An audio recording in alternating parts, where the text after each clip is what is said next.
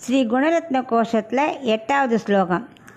அநாக்ராதமவத்யம் பகுகுண பரிணாஹி மனசக துஹானம் சௌஹார்தம் பரிச்சிதமிவ அதாபி ககனம் பதானாம் சௌராத்ராத் அனிமிநிஷேவ்யம் ஸ்ரவணயோः त्वमेव ஸ்ரீமஹ்யம் பகுமுகய வாணி விலசிதம்.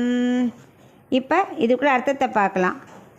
மகாலட்சுமி ரங்கநாயகி தாயே, உன்னை குறித்து நான் பாடுற துதிகளில் ஏற்ற வேண்டிய தேவையான வாக்கு வன்மை நீ தான் பல வழியிலையும் நீ அளிக்கணும்.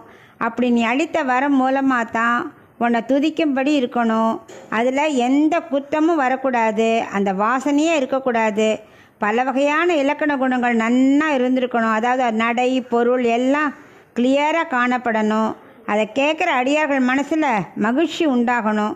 அதை பொருளானது முன்பே கேட்டது போல் அவளுக்கு ஈஸியாக இருக்கணும். என்னடா புதுசாக கேட்குறோமே நம்ம சங்கடப்படக்கூடாது. ஈஸியான துதியாகவும் அமையணும்.